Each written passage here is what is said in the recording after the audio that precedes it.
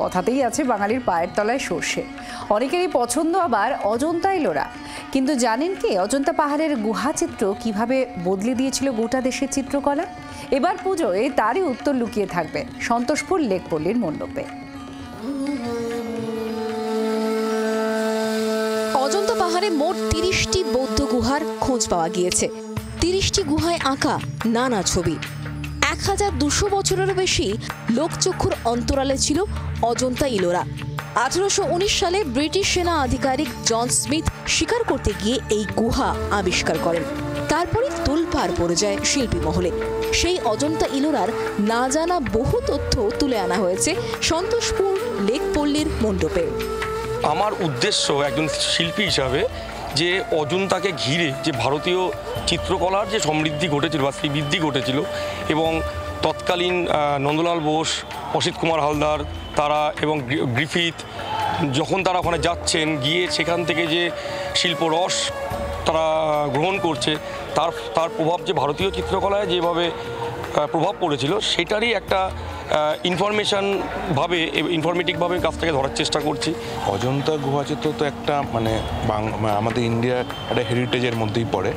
তো সেখানে মানুষ আসবে, সেই যারা দেখেনি সবাই তো অজন্তায় গেছে আমার মনে হয় না, কারণ মানুষ পুজোর সময় পাহাড় সমুদ্র এগুলোতে ঘুরতে যেতে পারে। শিল্পচর্চা নিয়ে খুব কম মানুষই অজন্তায় যায় শিল্পের টানে। তো এইখানে মানুষ সেই জিনিসটা দেখতে পাবে যে সন্তোষপুরে কলকাতার মধ্যে যিনি কাজটা হচ্ছে এবং তাই আমরা এই উপভোগটা নিয়ে আসি যে অজন্তার উপভোগটা হয়তো সামান্য হলেও আমরা ছুঁয়ে যেতে পারবো মানুষের মনে। লেকপল্লীর বিষয় ভাবনা বরাবরই অন্যরকম। অনেক পুজো উদ্যোক্তাই সেই পরীক্ষা নিরীক্ষা করতে সচরাচর সাহস করেন না। যেমন 2022 সালে এই পুজোর থিম ছিল দূরদর্শন। নাম দেওয়া হয়েছিল দ্য লিভিং ইমেজ।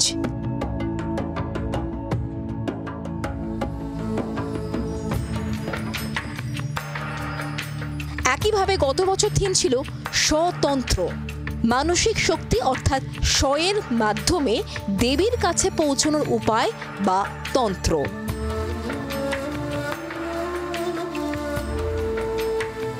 অজন্তার গুহা অনেকে দেখেছেন, আবার অনেকে দেখেননি। আর যারা গুহা দেখেছেন তারা গুহার মধ্যে থাকা চিত্রকলাগুলিকে খুব মন দিয়ে দেখেছেন কি? একমাত্র আর্টের সমজদার ছাড়া প্রত্যেকেই অজন্তা বেড়াতে যান শুধুমাত্র টুরিস্ট স্পট হিসেবে।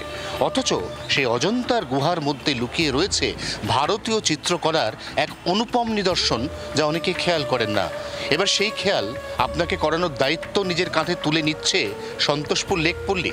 67তম বর্ষে লেকপল্লীর পুজোয় এবার অজন্তার পাহাড়, সেই পাহাড়ের গুহা এবং সেই গুহার মধ্যে প্রাচীন ভারতীয় শিল্পকলার এক অনবদ্য কোলাজ উঠে আসছে এই পুজোর মণ্ডপে।